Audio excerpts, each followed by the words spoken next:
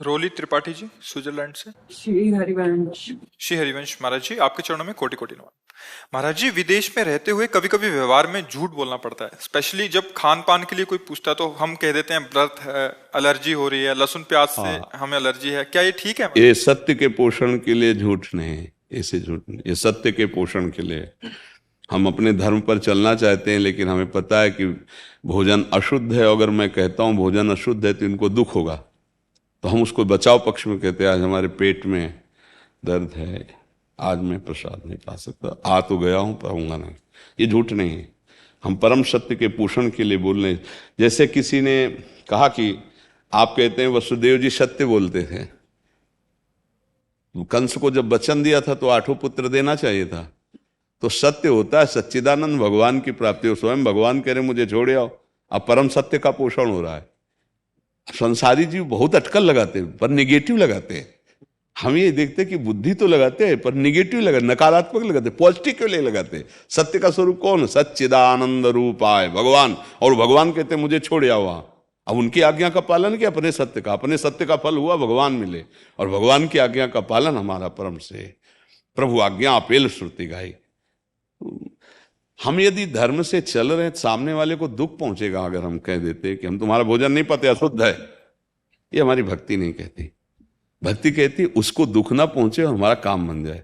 आज हमारी इच्छा नहीं, क्यों? थोड़ा उदर में परेशानी है हमारी आज। नहीं, थोड़ा पा लीजिए, बिल्कुल नहीं। थोड़ा भी पाया तो मुझे परेशानी हो, बिल्कुल झूठ नहीं। कह रहे बच्चे कहते हैं कि माता जी आप अपने अकॉर्डिंगली बातें चेंज करती रहती हो, कभी कुछ बोलते रहते, कभी। बच्चे अपने धर्म से चलिए। बहुत कृपा है आपके ऊपर कि आप विदेश में रहते हुए धर्म के पालन की बात कर रही।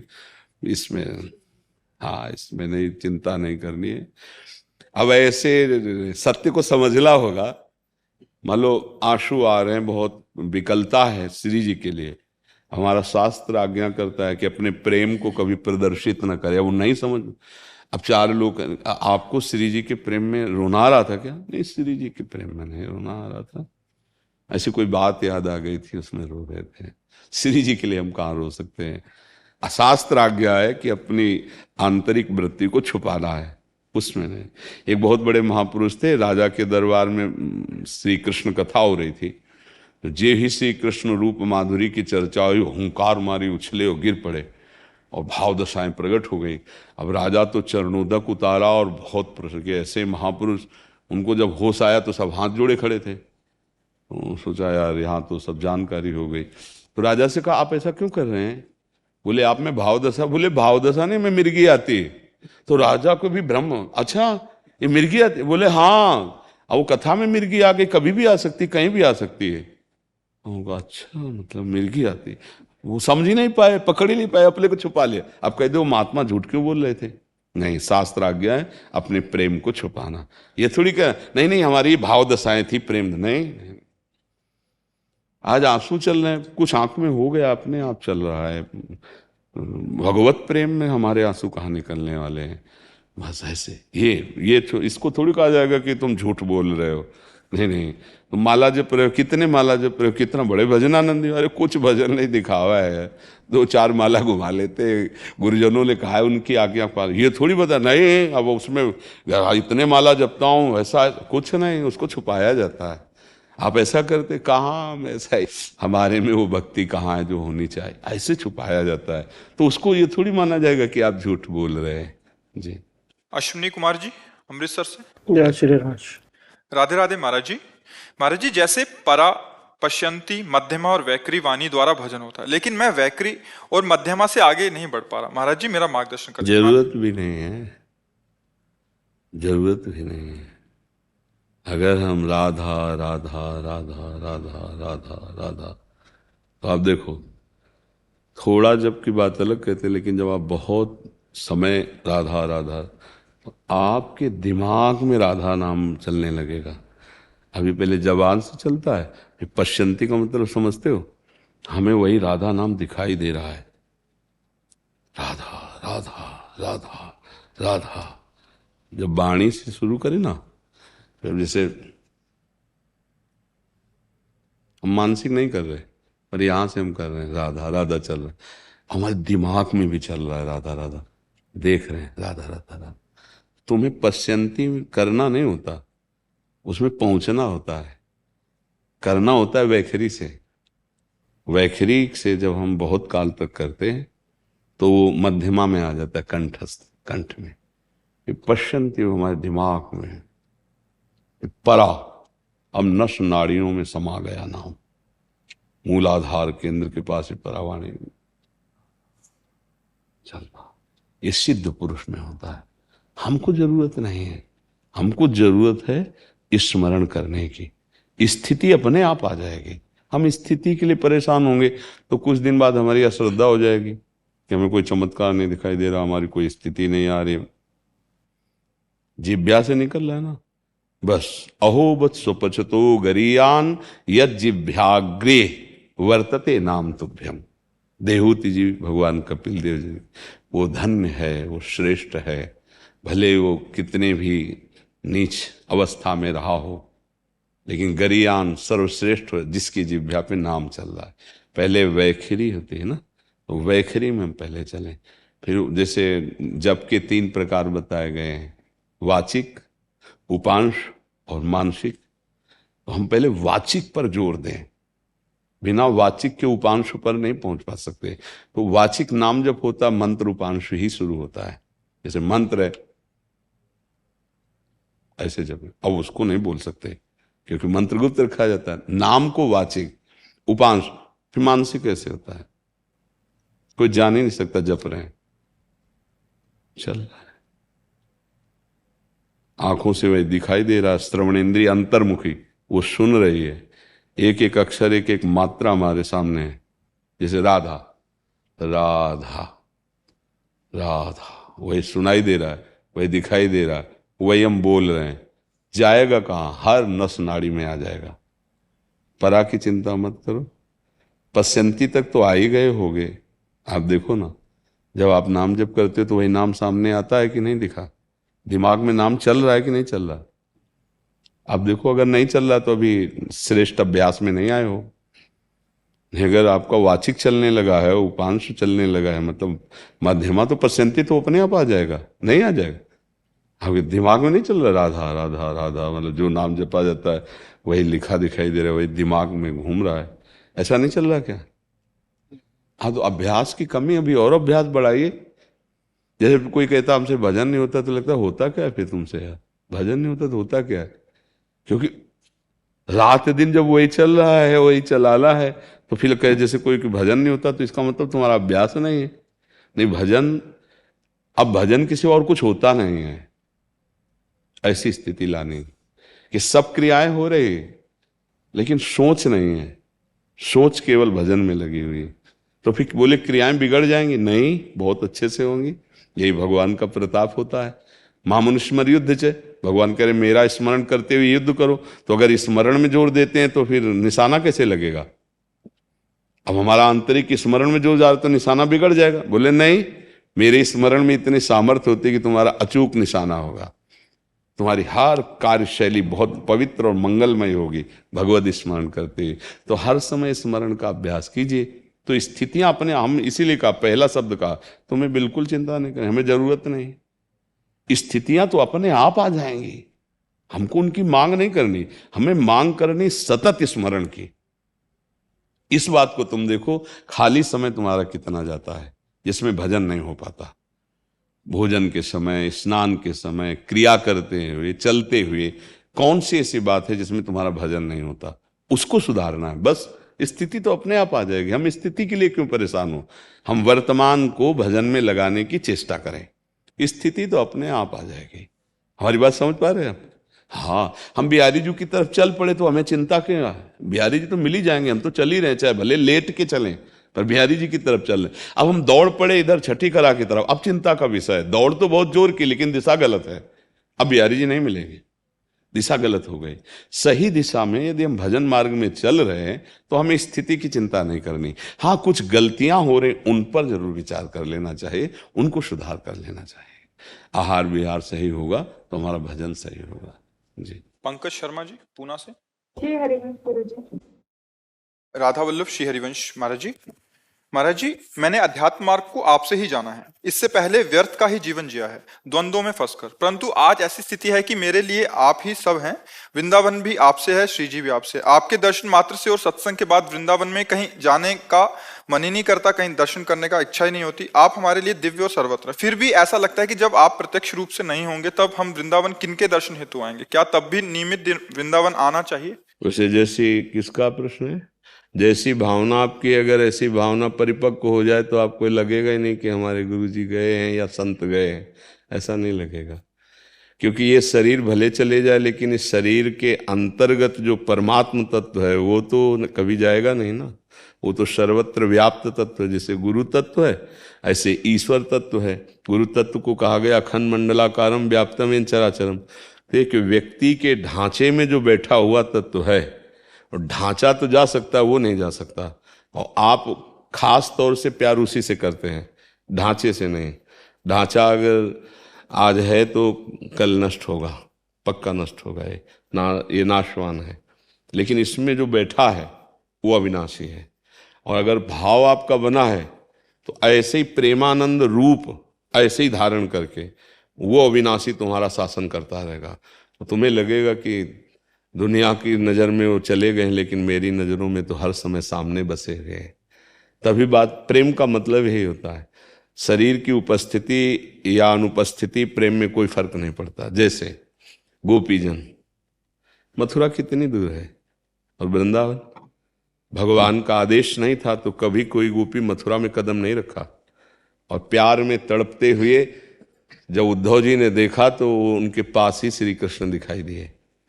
भाव में कभी श्री कृष्ण के सानिध्य में, कभी विकलता है। दोनों स्थितियां देखकर उद्धव जी चरणों में लौट गए कि ऐसा प्रेम, अभी तक तुम अपने को ज्ञानी समझते थे लेकिन अधूरे थे। आज जाना वास्तविक प्रेम में शुद्ध ज्ञान का क्या प्रकाश होता है। कभी ऐसा महसूस नहीं हुआ गोपीजनों को कि प्रभु हमसे दूर हैं। वो खुद कह रहे हैं उद्धव से कि नाहिन रहे हो ही माँ ठौर, अब हृदय में जगह नहीं रह गई तुम्हारे उपदेश की।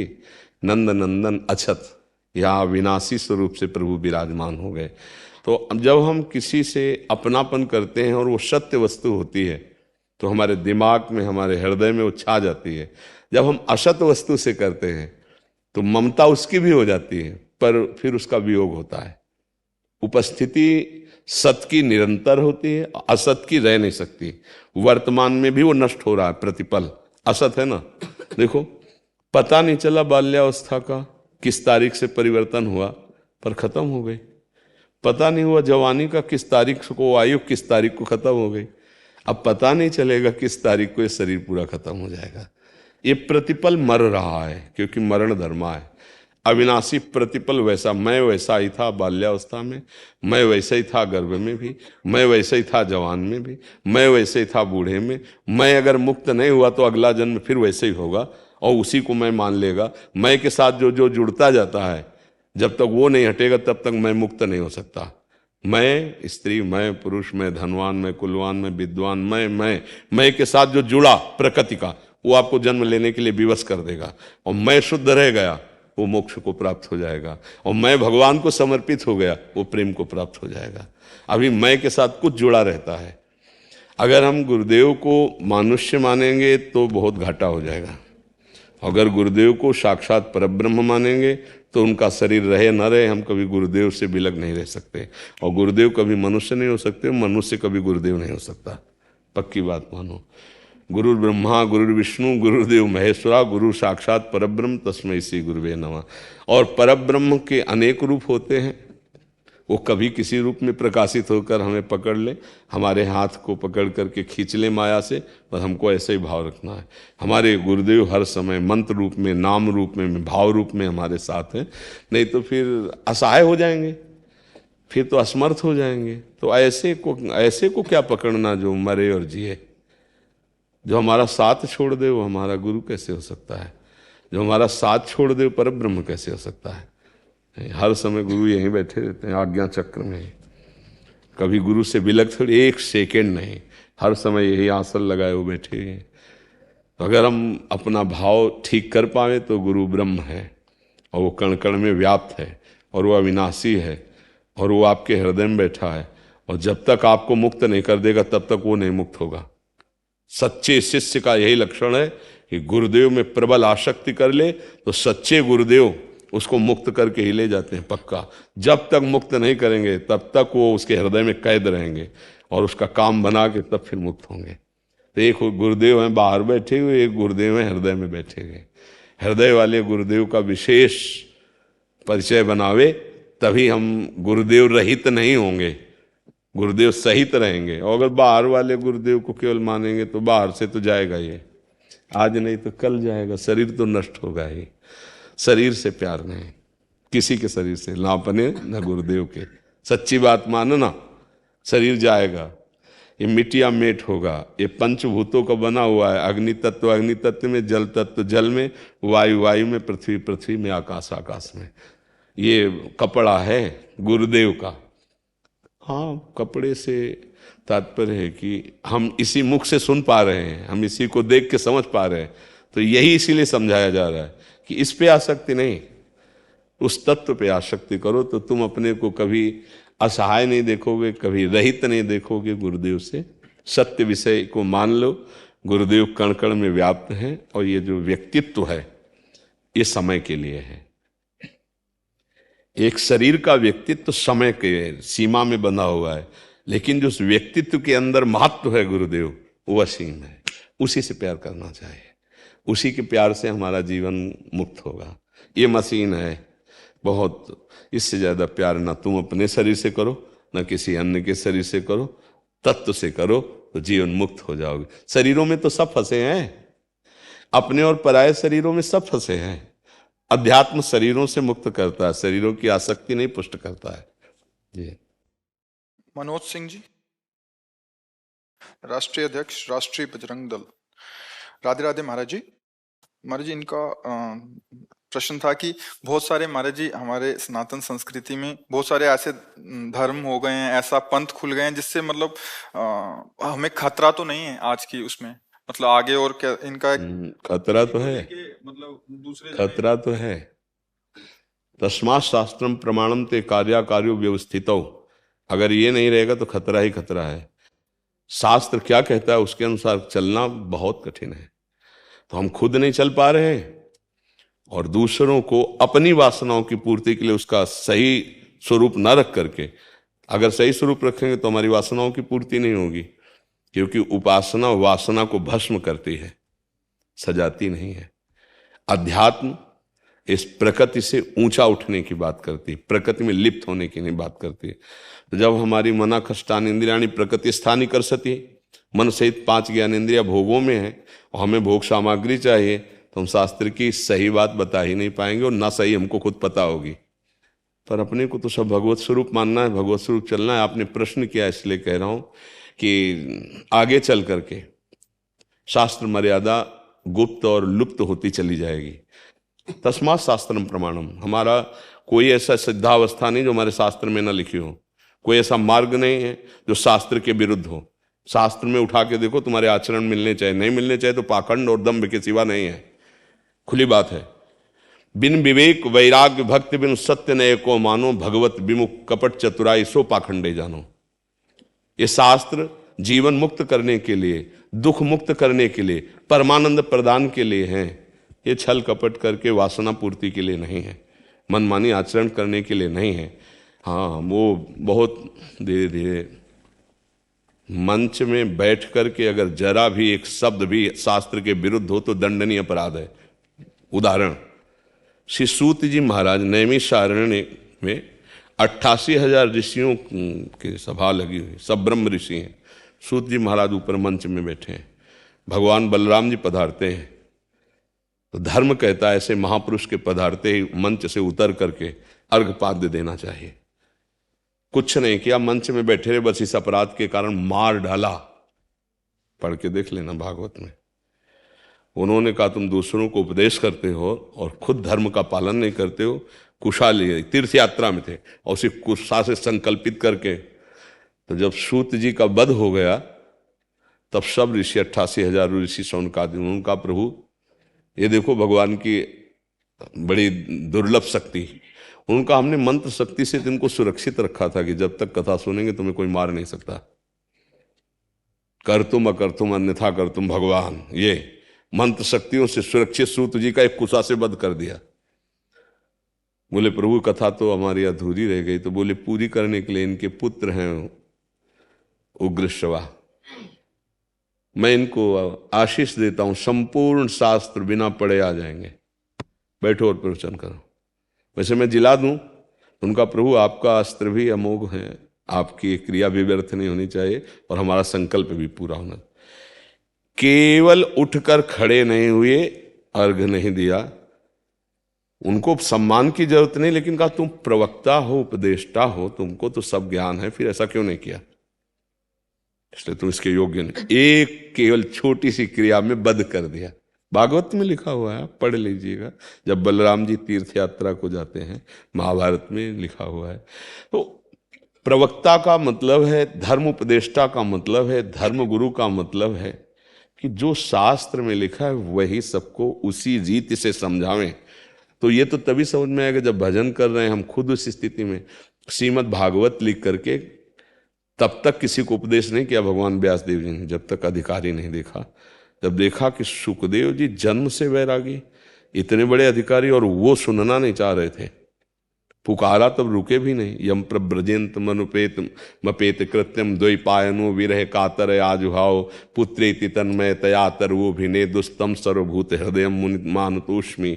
हा पुत्र एक बार भी बोले, यही अधिकारी है श्रीमद् भागवत का, यही अधिकारी है। फिर जब वो समाधिस्थ की तरफ जाने लगे तो एक श्लोक, वरहा पीडम नटवर वपुः कर्णयो कर्णिकारम बिभ्रदवासा कनक कपिशम वैजयंतीम चमालाम। ऐसा कि भगवान नटवर वेश में बंशी वादन, समाधि भंग हो गई। इतना सुंदर रूप, स्वयं जा करके 18,000 श्लोक श्रीमद् भागवत के कंठस्थ किए। ये धर्म ग्रंथ हैं, वैराग्य प्रधान, अंदर से संसार के राग से रहित भगवान श्री कृष्ण का यश गाते हुए स्वांता सुखाय तुलसी रघुनाथ गाथा, आनंद मगन हो रहे हैं। हमारा उद्देश्य यदि अर्थ है, हमारा उद्देश्य मान सम्मान है, तो श्री कृष्ण का भरोसा कहाँ रहा? जिनका तुम ग्रंथ गा रहे हो, जिनके भरोसे पे दूसरे को कर रहे हो, उनका भरोसा कब आएगा? आपको कब आएगा? जब आपको ही ले आया तो सामने वाले को कैसे आएगा? बहुत धर्म को समझना बड़ा सूक्ष्म विषय है, पर जब आपने प्रश्न किया तो उसका उत्तर है। कोई भी नौटंकी, नाटक, दिखावा जो शास्त्र विरुद्ध नहीं होना चाहिए। कोई भी भाषण मंच पर बैठकर उपदेष्टा बनकर वो शास्त्र सम्मत होना चाहिए। तस्मात् शास्त्रम प्रमाणन्ते। कोई भी आपका संप्रदाय, कोई भी आपकी उपासना, कोई भी आपकी भावना आचार्य परंपरा से होनी चाहिए। नया कोई निर्माण करने की जरूरत नहीं और किसी की सामर्थ्य भी नहीं। आचार्य हुए हैं, हर मार्ग के आचार्य हुए, दिगंबरों के आचार्य हुए हैं, वस्त्र धारण करने वालों के आचार्य हुए, अद्वैत निष्ठा, भाव निष्ठा, प्रेम निष्ठा, भक्ति निष्ठा, सबके आचार्य हुए हैं, सबके ग्रंथ लिखे हुए, सबका मार्ग लिखा हुआ, उसी से चलना चाहिए। महाजनों गतेन सपन था, जिसमें महापुरुष गए उसी मार्ग से चलना चाहिए। तो अब मनमानी तो बहुत कुछ हो रहा है, उससे अपने को ज़्यादा मतलब नहीं है। मतलब ये कि हम सुधरें और आप सुधरो, सामने वाला सुधरे ना सुधरे, आप सुधरोगे ना तो दसियों को आप सुधार दोगे, और हम सुधरेंगे तो दसियों को हम सुधार देंगे। क्योंकि अगर इत्र लगा के चलेंगे तो खुशबू दसियों को मिली जाएगी, और बदबू लगा के चलेंगे तो दसियों की बदबू आई जाएगी। तो पहले हम लोग निर्दोष हों, हम लोग अपने अंदर वो भागवती शक्ति धारण करें, वो महिमा धारण करें जो शास्त्रों में लिखी, तब हम किसी को समझा सकते हैं। पर ये ध्यान रखो, जिसके दिमाग में अर्थ है, जिसके दिमाग में वासना है, जिसके दिमाग में सम्मान प्रीता है, हमारे शास्त्रों का अर्थ नहीं जान सकता, और चाहे जितना विद्वान हो। शास्त्रों का अर्थ अमानी रह करके, शास्त्रों का अर्थ निष्काम भावना से, शास्त्रों का अर्थ भगवत प्राप्ति का लक्ष्य बनाकर तब जाना जाता है। नहीं तो जैसे राजा लोग थे ना, तो तिजोरी जहां उनका धन का खजाना होता था, वहां सैकड़ों मार्ग रख देते थे, सैकड़ों मार्ग भूल भुलैया का, और उस मार्ग से वही जाता था उनका परफेक्ट आदमी है, और वही चाबी लगा पाएगा। वहां तक पहुंचने के लिए पहले इतने मार्ग हैं कि निकल पाना मुश्किल है वहां जाना, और वहां अगर पहुंच गए तो चाबी उसी के पास होती थी, जो उनका पर्सनल होता था। बस ऐसे समझो, शास्त्र में ब्रह्मानंद रखा हुआ, भगवदानंद रखा, पर इतना घुमा के रखा हुआ है कि अगर गुरु प्रतापी नहीं है, गुरु शरणागत नहीं है, गुरु प्रसाद नहीं प्राप्त हुआ, वो पकड़ ही नहीं पाएगा, वहीं रखा हुआ है और समझे नहीं आएगा, बात निकल जाएगी। धीरे से समझना होगा, आगे चलकर धर्म ग्रंथ लुप्त हो जाएंगे, आगे चलकर धर्म मार्ग लुप्त हो जाएगा। वो मार दिया जाएगा जो सही बोलेगा, उसको गाली दी जाएगी, उसको घेर दिया जाएगा, उसको बंद कर दिया जाएगा जो सही बोलेगा। भा भ्रष्टाचारा सब संसारा, धर्म सुने नहीं काना। ऐसे थोड़ी लिखा, शास्त्रों का उपदेश, शास्त्रों का मार्ग ऐसे थोड़ी, पहले ऐसा नहीं था। संत उसी के आगे जो विरक्त मार्ग आचार्य परंपरा से है, और जो आचार्य परंपरा से दो ही है, या भद्र करवा ले पूरा का पूरा एक साथ मुड़ेगा, और या पूरा का पूरा रखा हुआ है। एक मर्यादा है, कौपीनवंता खलु भाग्यवंता। शास्त्र की मर्यादाओं को कहां दर्शन हो रहा है? बहुत बहुत बहुत विचित्र समय है। इसलिए धर्म से अपने लोग चलें। श्रोता को इतना प्रवीण हो जाना चाहिए कि वक्ता के शब्द निकलते ही पहचान लेना चाहिए किस धरा से बोल रहा है। अगर शब्द भागवतिक और आचरण भागवतिक नहीं तो सभा से उठ के चले जाना चाहिए, नहीं अपनी काहे को मानसिकता खराब करे। धर्मयुक्त भागवत का स्वयं स्वाध्याय करो, ग्रंथों का स्वाध्याय करो, वहां बैठो जहां बैठने से संशयों की निवृत्ति है। त्याग, वैराग्य और विवेक के बिना सब नाटक है, भगवत ऋषि जी कह रहे हैं। बिन विवेक वैराग्य भक्ति बिन सत्य नय को मानो, भगवत विमुख कपट चतुराई शो पाखंडे जानो। भगवत मार्ग का पथिक है। और देखो, बड़े बड़े राजघरों से जब वैराग्य लिए तो मिट्टी का पात्र या नारियल का पात्र, वस्त्र, कष्ट सहकर भगवदानंद को प्राप्त किया। तो हम हर चीज अपने मार्ग से भूलकर मनमानी आचरण कर रहे हैं, तो ज्ञान कहाँ है, भगवत भक्ति कहाँ है? और जो महान पुरुष हैं उनको आप जान भी नहीं सकते कि इतने बड़े महापुरुष हैं। इसलिए बहुत, अभी तो 5,000 वर्ष के कुछ ऊपर हुआ है, 4,32,000 श्रीमान कलयुग का राज्य है। आने दो थोड़ा, 50,000 तो व्यतीत होने दो, अभी तो 5,000 के कुछ ऊपर हुआ है। आप वेद उठा के देखो, गीता उठा के देखो, अध्यात्म उठा के देखो। पहले हम समस्त मेड़ों को मेटें और एक तत्व का अनुभव करें। विद्या विनय संपन्ने ब्राह्मणे गव्यस्तिनी सोनी च सुपाके च पंडिता समदर्शिना। अब समदर्शी स्थिति में धर्म का विभाग किया। अब जो अधर्म मार्ग में चल रहा है उसके लिए हम भगवत स्वरूप मान करके फिर युद्ध करते हैं। पहले हमारे शास्त्रों का रहस्य समझ, घोर पापात्मा में भी उस ब्रह्म तत्व को देख करके फिर युद्ध किया गया है। पहले परिपक्व वासुदेवा सर्वमित सा महात्मा सदुर्लभा। नाम जप करे, अच्छे आचरण करे और शास्त्रों का स्वयं स्वाध्याय करे, फिर जाके सत्संग करे तो फिर पकड़ सकता है। नहीं तो पहले जैसे पूज्य राधा बाबा के पास कोई सत्संग करने जाता तो बोलते कितने लाख नाम जप करते हो। अगर नाम जप नहीं करते, तुम्हारा आहार शुद्ध नहीं, तो तुम संतों की बात को समझ ही नहीं सकते, लांछन समझ लोगे। जैसे अपने बच्चे को डांटा जाता है तो उसमें बहुत प्यार होता है। जैसे हम समाज के लिए कह रहे हैं, इसमें प्यार है, इसमें निंदा स्तुति नहीं है। हे भाई, तुम जहां बैठे हो बहुत ठीक से चलो। बहुत विचित्र खेल चल रहा है। जो हमारे शास्त्र और शास्त्र मर्यादाएं हैं, धीरे धीरे धीरे धीरे गुप्त और लुप्त होती चली जा रही हैं। अब आप सोचो, कैसे कोई शास्त्र मर्यादा में रहेगा जब बहुत शरीरों से व्यभिचार करता है? शास्त्र मर्यादा में रह पाएगा? कोई भी हो, जनरल में आप देखो ना, क्या ये क्या चल रहा है समाज में? अब समाज में बिगड़ नहीं रहा, आपको नहीं दिखाई दे रहा? ये हमारा धर्म है। अरे हमारे धर्म को विश्व गुरु पद पर रखा गया। हर ब्रह्म ऋषि जाकर के अपने, तो क्या संयम, जितेंद्रियता, पवित्रता जा रहा है। घर घर शराब है, नहीं कोई बिरला ही घर होगा। मांस खाना एक मतलब वीआईपी एक स्तर बन गया है, नहीं बन गया? अब ये क्या है, ये क्या है, क्या समाज का हमारे क्या स्वरूप हो रहा है? इसलिए प्रयासरत तो यही है कि सब नाम जप करें, व्यसन रहित हो जाएं, उसी से मंगल होगा। अगर नाम जप नहीं है, व्यसन रहित नहीं है, तो देखो थोड़ी देर आप मनोरंजन सुन ले, आपके मन में कोई फर्क पड़ने वाला नहीं। बहुत प्रवीण मन है, बड़े बड़े साधकों को भ्रष्ट करने की कोशिश करता है, फिर जब साधन ही नहीं तो भ्रष्ट की क्या, वो तो गिरा हुआ है ही। तो इसलिए हमें लगता है पहले आपको और हमको तैयार होना पड़ेगा। शास्त्र के अनुसार पहले हम और आप तैयार हों। अगर हम आप तैयार हुए तो ये तैयार हो जाएंगे, ये तैयार हो जाएंगे, ये तैयार। शास्त्र आज्ञा का पालन करने पर ही हम अपने धर्म को जान। बहुत महान धर्म है, धर्म का स्वरूप बहुत महान है। देखो एक धर्म का स्वरूप है कि कबूतर आके गोद में गिर गया तो अपने शरीर के मांस को काट करके तौल करके देने के लिए तैयार हो गए, लेकिन कबूतर की हानि नहीं। यह हमारा धर्म है। हमारे धर्म का स्वरूप देखो, पशु पक्षियों की रक्षा के लिए प्रमाद, पशु पक्षियों को रांध करके खा रहे हो, हम कह रहे अमुक धर्मावलंबी। अपने धर्म के लिए यमराज का पीछा किया और अपने पति को अपने सतीत्व बल से वापस ले आई। आज हमारा क्या धर्म का हो रहा है? हम तलाक दे रहे हैं, हम धर्म विरुद्ध आचरणों में जा रहे हैं। क्या उपदेश हो रहा है? इसके बाद हम भगवान की दुआई दे, भगवान ऐसा। तो इसलिए मतलब इस विषय पर हम नहीं जाना चाहते थे, पर आपने प्रश्न किया तो इसलिए अब हमारा जो समय धीरे धीरे है वो विरुद्ध। कल बंद करना पड़ेगा इसे, मुंह को। समय आता है ना, तो जब जिस युग धर्म का प्रभाव होता है वो बहुत ज्यादा नहीं चलता। अगर सत्य बोला जाए तो बहुत ज्यादा दिन नहीं बोलो, मौन धारण करना पड़ेगा।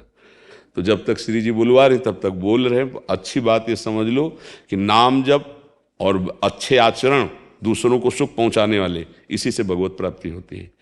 और ये तभी हो सकता है जब गंदा आहार, गंदे आचरण, गंदा व्यवहार बंद हो। अगर ये बंद नहीं होगा कुछ नहीं होना। चाहे इतने उपदेश होते रहे, किसी का फर्क नहीं पड़ता। फर्क तभी पड़ेगा जब अंदर नाम जब चलेगा, आचरण पवित्र होंगे, दूसरों को सुख पहुंचाएंगे। ये हमारी समझ में शास्त्र और संतों से आया है। नाम जप, पवित्र आचरण, दूसरों को सुख पहुंचाने वाले कर्म, भगवान मिल जाएंगे, भगवत प्राप्ति पक्का हो जाएगी, लिखित कहते हैं। इसके अलावा ये कलिकाल मलायतन मन कर देख विचार, श्री रघुनाथ नाम बिन नाहि नान आधार। बिल्कुल भगवान का भजन करो, भगवान के आश्रित रहो, अपने कर्तव्य को पूजा समझो, और समाज में भगवान विराजमान है उनकी सेवा करो। जैसे आप लोगों एक दल है तो वो दल अनर्थ निवृत्ति के लिए है, जहां अनर्थ हो उसकी निवृत्ति के लिए। कहीं हम समुदाय दल के बल को लेकर अनर्थ न कर बैठे, इसके लिए हमें प्रवीण होना पड़ेगा। शास्त्र सम्मत हमें ज्ञान, जैसे हम 10 हैं तो हमारे एक 10 समुदाय हो गया। अब वो 10 समुदाय से हम किसी एक असमर्थ को, जिसके साथ अनर्थ हो रहा है, हम उसकी रक्षा के लिए। तो अब धर्म का स्वरूप हमको समझना होगा। कहीं हमारा राग द्वेष, कहीं हमारी पर्सनल वृत्ति समुदाय के बल का प्रयोग न कर दे। अगर हम खुद धर्मात्मा हैं तो हमारा पर्सनल राग द्वेष, हमारी पर्सनल कोई बात हमारे दल से नहीं जुड़ेगी, वो हमारा पर्सनल है। हमारा दल, हमारा समुदाय अनर्थ की निवृत्ति करेगा। जो अनर्थ और अधर्माचरण करता है उसके विरोध में खड़े हो जाना, उसको शासन में ले लेना, और असहाय असमर्थ को हम सहयोग दे। तो वो तभी हो सकता है जब अंदर से हम खुद बलवान बने।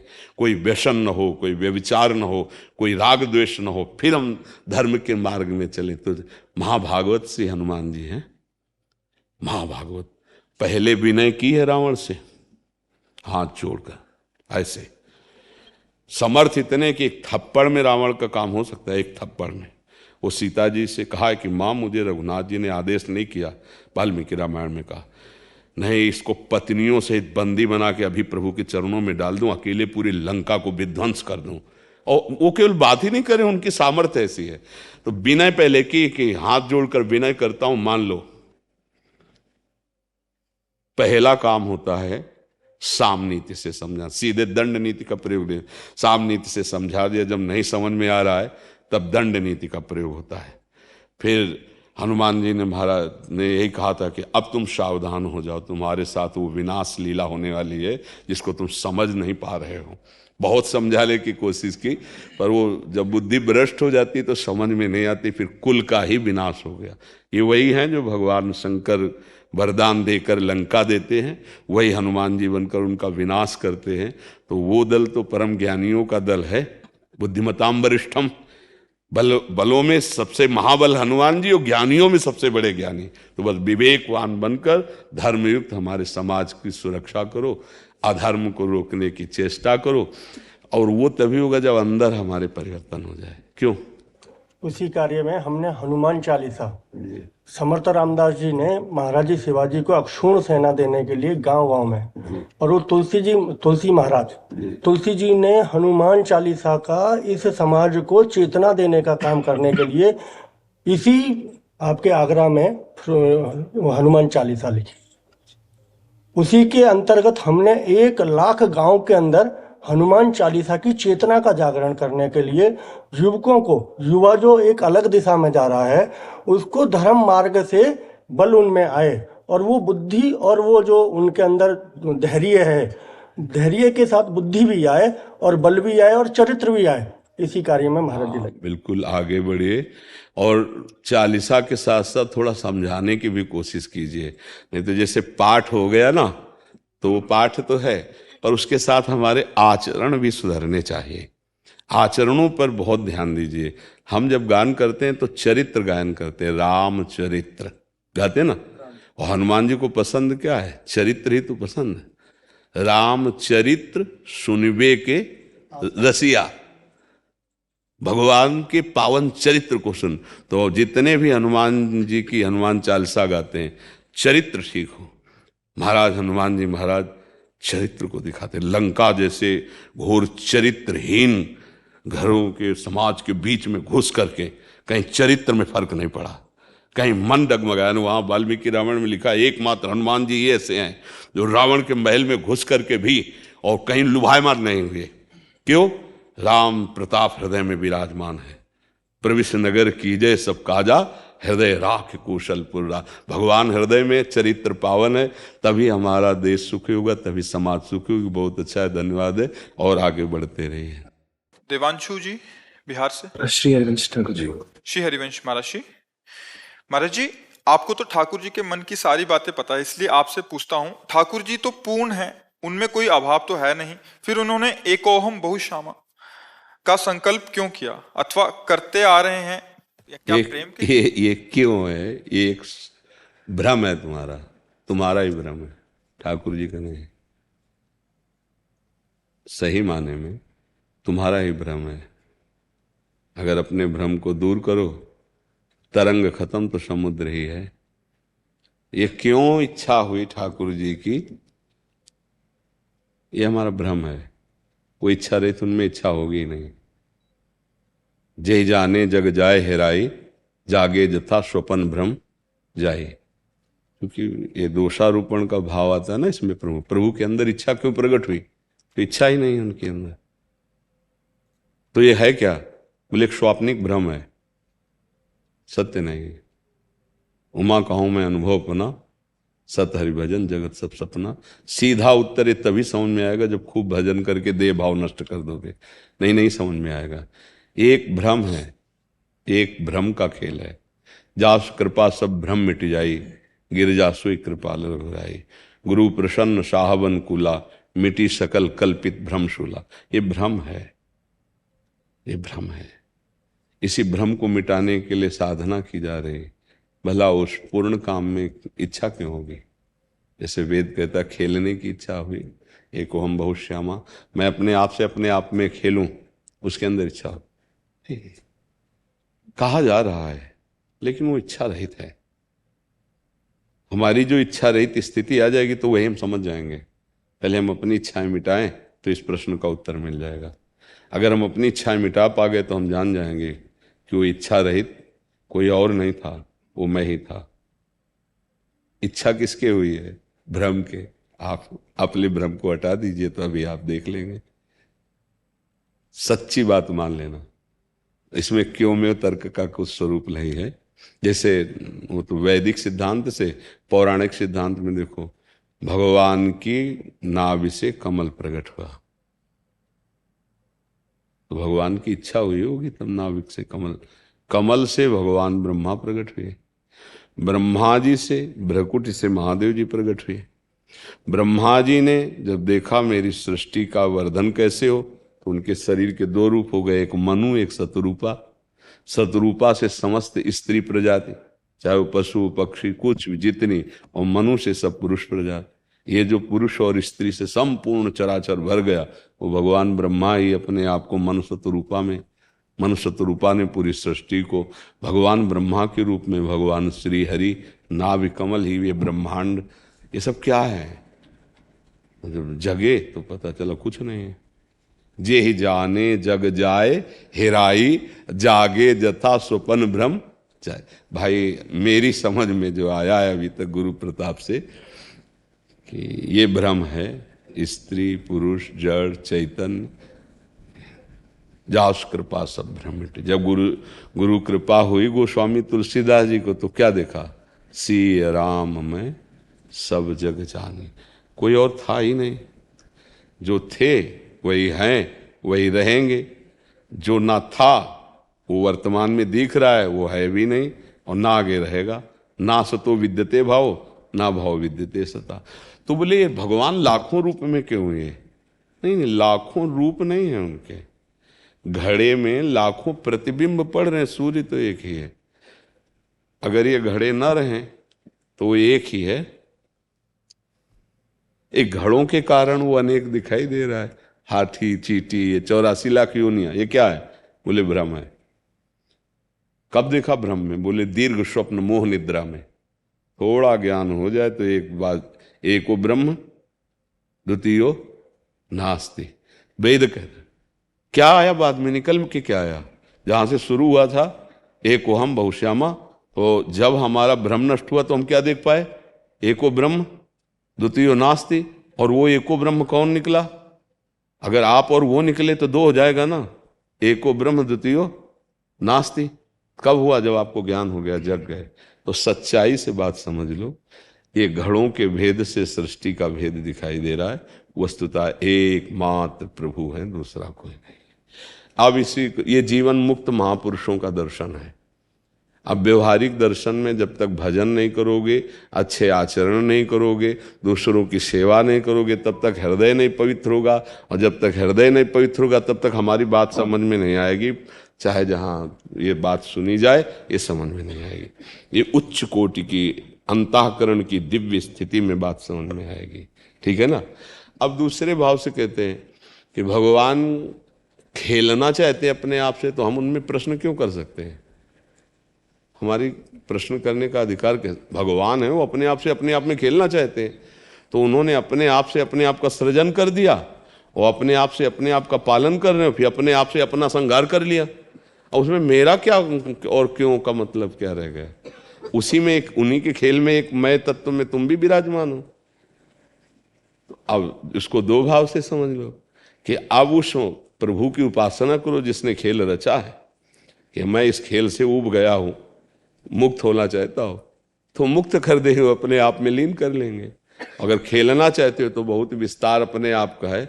जैसे स्वप्न में एक मन के सिवा कुछ नहीं था पर सब कुछ देखने को मिला, पर यह पता चला जागने पर कि कुछ नहीं था, केवल मन था और मन ही स्वप्न में सब रच दिया। ऐसे ही यहाँ कुछ नहीं, एक भगवान के सिवा, ईश्वर के सिवा, इष्ट के सिवा। अब बच्चा भजन करे तो समझ में आवे, नहीं तो नहीं समझ में आएगा। बहुत कठिन प्रश्न है और इसका बहुत कठिन उत्तर है भ्रम। बस इस भ्रम, बोले हम ब्रह्म है तुम ब्रह्म हो। हाँ बच्चा, है तो भ्रम है। ना ये पहले रूप था, ना ये पहले रूप था, ना बाद में रहेगा, ना ये बाद में रहेगा। और इसके अंदर जो बिजली हो, इसके अंदर बिजली, इतना अंतर नहीं, वही एक है। यही बात है। अब इसको इसीलिए साधना की जाती, भजन किया जाता है कि इसी भ्रम से हम मुक्त हो जाएं। भ्रम मुक्त हो गया तो कोई दो है ही नहीं, कोई दो नहीं बचा। एको ब्रह्म द्वितीयो नास्ति। एक ही समझ में आवे, चाहे भक्ति से आवे चाहे ज्ञान से आवे, अंत में एक ही रहता है। एक से शुरू हुआ, एक ही में रहेगा। अनेकता ये मायाकृत है। भ्रम, माया माने भ्रम होता है, मायाकृत है, भ्रमकृत है। नाम जप करो, अच्छे आचरण करो, तभी समझ में आएगा। और भगवान इच्छा क्यों किए, ये उनका स्वरूप है। पूर्ण काम में भूख लग जाती है, लग जाती है।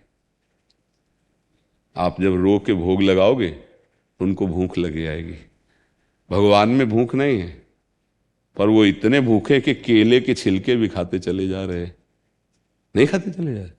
और मांगा था विदुरानी जी से, उनको तो होश ही नहीं था। इतने भूखे कि सबरी के बेर खा रहे हैं, इतने भूखे कि सुदामा के तंदुल खा रहे हैं। क्या है भूख उनकी? भक्त के हृदय का भाव भगवान की भूख बन जाती है।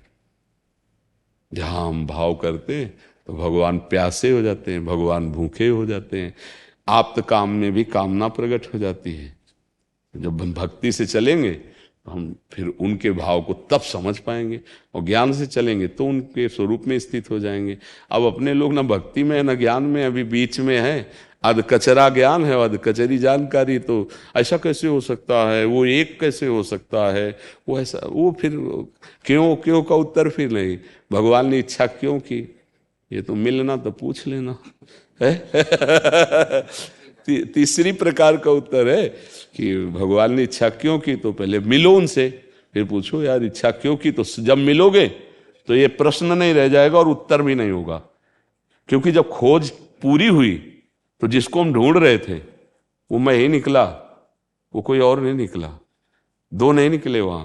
प्रेम गलियत साकरी तामे दोनों समा। थोड़ा गूढ़ विषय ना होता तो बच्चा सब भगवत प्राप्त ना हो जाते हैं, सब भगवदानंद में ना डूब जाते। इसलिए नाम जप करो और भगवान की कृपा मनाओ और उनसे प्रार्थना करो कि हमारे हर प्रश्न का समाधान केवल आप ही हैं और दूसरा नहीं है।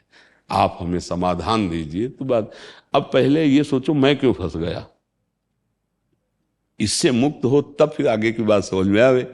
अब भगवान की इच्छा क्यों हुई तो फोन नंबर लगाना पड़ेगा, उनसे पूछना पड़ेगा कि भाई आपकी इच्छा क्यों हुई। भगवान है। जैसे समुद्र में अटखेलियां आ गई, तरंग आ गई, तो लाखों तरंगे प्रकट हो गए और शांत हो गया समुद्र, तो सब समाप्त हो गए। ऐसे ही होता रहता है। अपने आप से अपने आप में अटखेलियां समुद्र ले रहा है, ये तरंगे हो गई, अपने आप से अपने आप को समेट लेता है, वो शांत हो जाता है। शांत समुद्र, शांताकारम भुजग शयनम। बड़ा विचित्र रूप है। भजन करो तो जान पाओगे। नहीं बड़े बड़े ऋषि मुनि अटकल लगा के ले जान पाए, हम लोग तो बहुत ही छोटे स्तर में हैं। बड़े बड़े 88 हजार वर्ष की समाधि लगाने वाले भी उनका चरणोदक पीते हैं और उनका नाम जप करते हैं। उनसे प्रश्न नहीं कर सकते कि आपने इच्छा क्यों प्रकट की है रे। देखो हम लोग कहते हैं भगवान ने इच्छा क्यों की, उनकी मौज है यार, इच्छा नहीं कर सकते। बोले नहीं, पूर्ण काम में इच्छा नहीं हो सकती। पूर्ण काम में इच्छा कैसे हो सकती? तुम पूर्ण काम होके देखो, तब पता चलेगा पूर्ण काम में इच्छा होती कि नहीं होती। पूर्ण काम की पूर्ण ही इच्छा होती है। वो अपने आप से खेल रहा है। किसी और से मिलने की हो तो इच्छा होती है, वो अपने आप से अपने आप में खेल रहा है। यही पूर्णता है उसकी।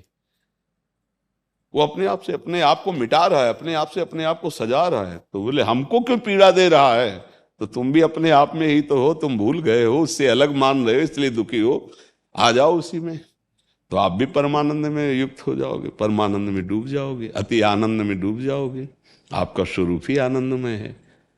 देखो आप अब भजन करो बच्चा तो जान पाओगे। ले तो प्रश्न क्यों क्यों का तो कहीं उत्तर पूरा हो ही नहीं सकता। नहीं, अब वो तो हम समझाने के लिए आपको बोला नहीं, सीधा उत्तर ये कि प्रभु से बात करके देख लो, पहले प्रभु से मिलो और पूछो यार तुम्हारी इच्छा क्यों हो गई है। तुम भगवान होकर भी इच्छा कैसे कर लिए, फिर वो तुम्हें बता देंगे। कह रहे क्या उनको प्रेम चाहिए क्या? प्रेम के लिए इच्छा किया उन्होंने। आप देखो एक बात, जब हम द्वैत भाव से भक्ति की बात करते हैं तब ये सब चर्चा होती है। जब ये होती है कि उस पूर्ण काम में इच्छा ही नहीं, तो तुमने पूर्ण काम को जाना ही नहीं, कुछ हुआ ही नहीं। ना सृजन हुआ है, ना पालन हुआ, ना संहार हुआ, कुछ हुआ ही नहीं। नहीं हो ये है क्या? तुम मोह निद्रा में दीर्घ स्वप्न देख रहे हो ज्ञान से।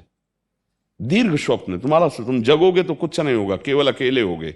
एको ब्रह्म द्वितीयो नास्ति। अभी जगे ही नहीं हो, तब ये प्रश्न होता है कि भगवान और तुम अलग दिखाई दे रहे हो, यही मोह निद्रा है। जगोगे तब ये तुम्हारी, तभी कहा तुम अपनी इच्छा का त्याग कर दे तो जान जाओगे। मर्जी कोई जगाएगा या खुद ही जग जाएंगे। अब इसीलिए जो सोया है उसको जगाने के लिए वही तत्व गुरु रूप में आकर के जगाता है, और जब जाग जाता है तो शिष्य और गुरु एक ही मिलते हैं, दो नहीं होते। शिष्य गुरु आप सरिस चाहे सबकीला, जैसे हम तुम है ना, तो स्वप्न में तो उपदेश कर रहे हैं क्योंकि हम और तुम हैं, और जगह में जब आप देखोगे तो उपदेश करने वाला और सुनने वाला दो नहीं है, वो एक ही है। जितने सब बैठे हैं एक ही है। अभी हम तुम अलग अलग है ना, तो उसी को बताने के लिए तो तुम्हारे स्वप्न में प्रवेश करके उपदेश हो रहा है। जागृत में तो एको ब्रह्म द्वितीयो नास्ति, ये स्वप्न में हो रहा है। इस मोह को हटाया जा रहा है सत्संग के द्वारा। कौन हटा रहा है? अपने आप से अपने आप को। बोले नहीं हम तुम हैं, इसी भेद को तो मिटाया जा रहा है। अब उतनी ऊंचाई पर चढ़े तब अभी तो देह भाव में है, इसलिए अभी तो स्वप्न में है, इसलिए समझ। उड़िया बाबा से यही कहा कि महाराज जी मेरे को तो आपकी बातें समझ में नहीं आए। तो बोले तुम स्वाप्निक पुरुष हो, कैसे समझ में आएगा? देहाभिमानी हो, कैसे समझ में आएगा? देह भाव में हो, कैसे समझ में आएगा? तो इसलिए नाम जप करो, अच्छे आचरण करो, भगवान की भक्ति करो, और फिर उनकी इच्छाओं को जानने लगोगे। सही माने में वो समुद्र है, अटखेलियां लिया तो लाखों तरंगे उत्पन्न हो गई और अपने में समेट लिया, शांत समुद्र हो गए, कुछ नहीं है। आज एक नया साधक कोई मिले थे, कह रहे महाराज जी की बातें अब कभी कभी ऐसे लगते हैं इधर से जा रही हैं, इधर से जा रही हैं। हाँ तो जा रहे हैं। अब कितने को समझ में आ रहा है, कितने को समझ में आ रहा है कि ये सब झूठा स्वप्न चल रहा है? हमारा बेटा झूठा, हमारे पति झूठे, हमारा भोजन झूठा, ये ट्रेन झूठी, ये हेलीकॉप्टर झूठा, ये हवाई जहाज, कह रहे सब झूठा है। अब ये सत्य दिखाई दे रहा है तो उस सत्य को कैसे जान पाओगे? और जब उस सत्य को जान जाओगे तो ये कुछ है ही नहीं। भाई यही जानने के लिए तो इस मार्ग में तो कितने जीवन मुक्त है, कहाँ जीवन मुक्त है? पुनरपि जननम पुनरपि मरणम पुनरपि जननी जठरे शयनम। तो कम से कम सुनने को मिल रही है बात, यही सौभाग्य समझो। सतमार्ग अध्यात्म की बात सुनने को मिल रही। इसलिए हर प्रश्न के उत्तर के बाद में हम कहते हैं नाम जप करो, राधा राधा राधा राधा, सब ठीक हो जाएगा, सब समझ में आ जाएगा। मन बहुत अशांत रहता है, लगता है कि चीजें सही हो रही हैं, सामान हो रही हैं, लेकिन इतना लंबा समय लग जाता है। देखो आपको बताए, जब तक निरंतर नाम जप नहीं होगा तब तक बाहरी किसी क्रियाओं से मन को शांत नहीं किया जा सकता। बाहर की क्रियाएं आंतरिक हृदय तक हमारी शांति नहीं पहुंचा सकती। उसके लिए हृदय में हमें नाम चलाना होगा। हमारी बात बिल्कुल ध्रुव सत्य समझ लेना। बारी मथे घृत होए बरु शिकताते बरु तेल, और बिनु हर भजन न भौतरी या सिद्धांत पेल, विनिश्चितम बदामिते न अन्यथा वचांस में हरिम भजन ते नरा। जब अंदर ही देखो सनकादि ब्रह्म बोध संपन्न महापुरुष हैं और हर समय हरिश शरणम हरिश शरणम हरिश शरणम क्यों जपते हैं? कोई भी महाभागवत हर समय नाम जप। मन अशांत क्यों हो रहा? उसको खुराक नहीं मिल रही ना।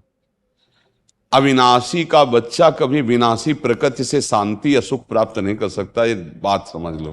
मन को कहीं भी लगाओ हट जाएगा। आप देख लो किसी भी भोग में कुछ बार के बाद वो हट जाएगा, वो दूसरा चयन करेगा, क्योंकि उसको जो चाहिए वो मिल ही नहीं रहा। वो तभी मिलेगा जब अविनाशी भगवान का सतत स्मरण होगा।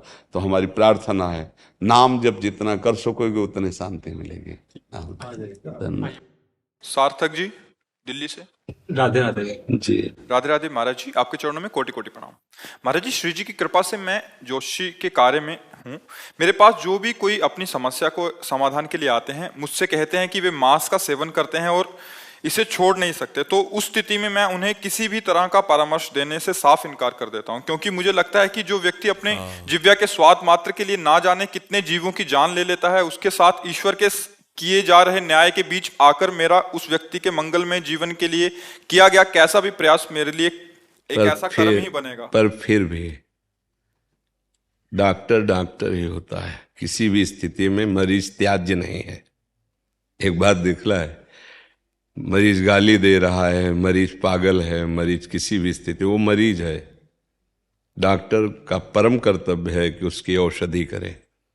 इसलिए ज्योतिष शास्त्र को जानते हो तो वेद का एक अंग है ज्योतिष शास्त्र। जैसे अलग अलग अंग उपांग वेदों के हैं ना। भगवान की शरणागति कैसा भी कोई हो पावन करता है। उसको निषेध करो प्यार से। यदि आप अपने जीवन में सुख वृत्ति चाहते हो और हमसे ज्योतिष की बात पूछते हो तो पहले ये छोड़ो। अगर ये छोड़ दिए तो हम तुम्हें उपाय बताते हैं। तुम्हारे जीवन में जो ग्रह नक्षत्र विपरीत बैठे हैं वो भी तुम्हारा मंगल करने लगेंगे। भय, शामनीति, प्रलोभन, इनके द्वारा हम सुधारा जाता है। तुम्हारा बड़ा मंगल होगा, तुम्हें बड़ा सुख मिलेगा, तुम्हें बहुत दंड मिलेगा। तुम्हारे ग्रह विपरीत हैं, ये छोड़ो, शराब छोड़ो, मांस छोड़ो। नीति कहती है उसको भय दिखाकर, उसको प्रलोभन, आगे बड़ा मंगल होगा, और उसको शाम नीति से विनय पूर्वक उसको सही मार्ग में चलाया जाए। अगर हम यहाँ लिख दें कि शराब पीने वाला और मांस खाने वाला इसके अंदर प्रवेश न करे, लिखवा सकते हैं? नहीं। हम ज्यादा प्रेम से उससे बात करते हैं जो उठाने की कोशिश में कि हम इसे उठा सकते हैं। इसे हम, जैसे लोग कहते हैं तो पापी इसके पास, यही हमारे प्रभु की महानता है, यही हमारे प्रभु का मार्ग है। तुम यहां तक आ गए ना, अब पापी तुम कैसे रह सकते हो? हमारे सामने ना आते, हमारे वृंदावन धाम में ना आते तो मान लेते, लेकिन आप धाम आ गए हो तो लाडली की कृपा है, श्री राधिका कृपा बिन सबके मन नगम, और आप यहाँ आ गए हो। अब नहीं, अब आपका तो हम पूजन करेंगे, आपको हम हृदय से लगाएंगे। अब आप कुछ भी हो तो हमारे को लगता है कि अगर हम इनको प्यार करेंगे तो ये हमारे प्यार के बल से छोड़ देंगे। ऐसे हजारों भाई आकर के बोले हैं कि हम 1 साल से छोड़ दिए, 6 महीने से छोड़ दिए, आए 6 महीने बाद हैं और पहले ही छोड़ दिए सुन करके। तो हमें चाहिए कि हम खुद नाम जप करें और दूसरे के प्रति प्रियता का बर्ताव करें। शराबी निषेध नहीं है, शराब निषेध है। हम शराबी का निषेध न करें, शराबी से प्रियता बढ़ावें और शराब का निषेध कर दें तो अच्छा आदमी बन जाएगा? नहीं बन जाएगा। वो मांस खाता है, अगर हम उसके इस दोष को हटा पाए तो अच्छा आदमी बन जाएगा ना। तो हम उसको साम नीति से, दाम नीति से, दंड नीति से, भय दिखाकर, शास्त्र में भय है तो सुधार किया जा सकता है। मुझे लगता है कि त्याज्य या नफरत या घृणा का पात्र नहीं है कोई। गलती सबसे होती है, भूल भुलैया में कोई भी भटक सकता है। अगर अपने पास कोई आता है तो उसको हृदय से आदर दें और उसको सतमार्ग में प्रेरित करें, शर्त रख दें। जैसे एक दिन सत्संग में बड़े भाव से कभी कभी उमकते हैं भाव, भाई जब तुम बुराई नहीं छोड़ सकते हो, तुम्हारा स्वभाव है, तो तुम अच्छाई पकड़ करके क्यों छोड़ देते हो? राधा राधा बोलो, एक अच्छाई पकड़ लो तो तुम्हारी 100 बुराइयां छूट जाएंगी। जब बुराई नहीं छोड़ पा रहे तो अच्छाई तो पकड़ लो, अच्छाई को पकड़ लो, बुराई छूट जाएगी, आगे चल के छूट जाएगी। हमें लगता है कि जो भूले हुए हैं, जो पतन के गर्त में जा रहे हैं, तो उनको ज्यादा प्यार देना चाहिए। कोई नेत्र विहीन अगर कुएं में गिरने जा रहा है, हम आगे खड़े हो जाएं, ये भाई तुम्हें दिखाई नहीं दे रहा आगे गिरने वाले हो। ऐसे ही अज्ञान से ज्ञान रूपी नेत्र ढक गए और वो मांस खा रहा है, मदिरा पी रहा है, बेविचार कर रहा है, गंदे आचरण कर रहा है, तो जो शास्त्रज्ञ हैं उनको चाहिए कि उनको प्यार दें, दुलार दें, उनको समझाएं। अगर उनके ज्ञान नेत्र खुल गए तो निश्चित सुधार हो जाएगा। घृणा से, नफरत से, ऐसे हे भाव से उसका सुधार नहीं होगा और बुरी दशा को प्राप्त हो जाएगा। तो संतों की, वेदज्ञों की, विद्वानों की इसी बात की महिमा है कि वो दूसरों का मंगल करें, उपकार करें। यही उपकार है कि उनको हम प्यार से, भय से, दुलार से, अपनेपन से, गंदे आचरणों से मुक्त करवा पाएं और भजन बल से खुद खूब नाम जप करो, भगवान का स्मरण करो। भगवान के स्मरण से हर ग्रह विपरीत हो और भगवान का आश्रय भजन हो जाए तो सब ग्रह अनुकूल हो जाएंगे। और सब ग्रह अनुकूल हो और भगवान से विमुख हो तो कभी उसको स्वप्न में भी सुख शांति नहीं मिल सकती। ये पक्का समझ लीजिए। जो पे कृष्ण चरण मन अर्पित तो करी है का नवग्रह रंक, क्योंकि ये सब भगवत पार्षद हैं। जब राष्ट्रपति का हाथ खोपड़ी पे रखा हो ना तो फिर कोई बाधा नहीं होती। तो अनंत ब्रह्मांडों के स्वामी जब हमारे उनका हम भजन कर रहे तो हर ग्रह अनुकूल हो जाता है। और भगवान से विमुख पापाचरण करे तो भाई हमें तो नहीं लगता आज तक कोई अंगूठी, कोई नग, कोई ऐसी चीजें बनी हैं कि उसको सुख प्रदान कर दे। मुझे तो नहीं लगता। आज तक हमको एक बात पर विश्वास है कि यदि आप अच्छे कर्म करोगे, नाम जप करोगे, दूसरों को सुख पहुंचाओगे तो बुरे ग्रह भी आपका मंगल ही करेंगे। और आप दूसरों को दुख पहुंचाओगे, बुरे आचरण करोगे तो अच्छे ग्रह भी आपका अमंगल कर देंगे। ये पक्की बात है। हर ग्रह विपरीत बैठा हो और भगवान के आश्रित हो, कोई अमंगल नहीं हो सकता। भगवान से विमुख बुरे आचरण करने वाले ये ग्रह विपरीत क्यों बैठते हैं? हमारे आचरणों से। ये भगवत पार्षद हैं। जैसे शुक्र है, शनि है, राहु है, केतु है, ये सब भगवत पार्षद है। जैसे हमारा पुलिस विभाग है, आपकी सुरक्षा में है। आपको कहीं कोई भी, आप तुरंत फोन कीजिए, देखो आपकी सेवा में उपस्थित होते हैं, आपकी रक्षा करेंगे। लेकिन यदि आप कानून के विपरीत हैं तो आपकी पिटाई करके अंदर करेंगे ना। ऐसे ये भगवत पार्षद हैं। शनि, राहु, केतु, ग्रह, नक्षत्र जितने ना, आप भगवान के विधान के अनुकूल चलोगे ना, तो कहीं भी बैठे हो वो आपका मंगल करेंगे। और अगर आप विपरीत चल दिए भगवान के विधान, तो वो आपका मंगल करें। भगवान के अनुकूल तो वो आपके अनुकूल, भगवान के प्रतिकूल विधान तो वो आपके प्रतिकूल। पक्का देख लो, कौन ग्रह नक्षत्र ऐसा था जिसके विषय में रावण को ज्ञान ना हो? वो बहुत बड़ा विद्वान भी था ना, विद्वता की मूर्ति था, पर वासना के कारण ही तो उसे राक्षस कहा गया, चरित्रहीनता के कारण कहा गया। नहीं तो उसको कौन सा ज्ञान नहीं था, कौन सा ग्रह नक्षत्र था जिसके विषय को वो जानता ना हो, जिसको वश में करना ना जानता हो। शनि भगवान को उल्टा टांगे हुए था, आपने तो सुना ही होगा। कोई ग्रह नक्षत्र देवता लोकपाल ऐसा नहीं जो उसके अधीन ना हो, कुछ काम में नहीं आया, क्योंकि भगवान के विरुद्ध था। बस बात इसलिए भगवान की सन्मुखता सब मंगलमय है, भगवान की विमुखता ही सब अपवित्रता है। तो मुझे लगता है कि किसी को भी तिरस्कार, घृणा, नफरत, हे बुद्धि ना दी जाए, प्यार दिया जाए। भाई अगर आप हमारी बात मानते हैं जैसे उससे, तो हमें दिखाई दे रहा है ये ग्रह ऐसे ऐसे, अगर आप ये नशा छोड़िए और ये मांस छोड़िए तो काफ़ी तो इसी से सुधार हो जाएगा, क्योंकि आपके गलत आचरण आपके ग्रह नक्षत्रों को विपरीत ले जा रहे हैं। ऐसे ही बोलते हैं, अगर फिर भी मना करते हैं तो फिर हम हाथ छोड़ देते हैं। हाँ हाँ, और नाम जप आप भी कीजिए तो फिर परिवर्तन होगा, मना नहीं कर पाएंगे सामने। एक चीज और समझ लो, जैसे हाँ, जैसे अपने नाम जप करते हैं ना, भगवान का नाम जप करें, और जब अपनी प्यार दृष्टि से देखते हैं कि जैसे अपने भाई को देखा जाता है, अपने पुत्र को देखा जाता है, ऐसे हम प्रभु भाव से आपको देखेंगे और आपसे कह देंगे ए भाई आज के बाद नहीं। तो यही कई भाइयों ने कसम खाई कि प्राण चाहे त्याग दें, आज के बाद शराब और मांस कभी नहीं छुएंगे, ऐसा कई बार। तो हमें लगता है हमें भगवान से भी प्रार्थना करनी चाहिए और स्वयं भजन करके दूसरों की मंगल की बात करनी चाहिए। ठीक है जी।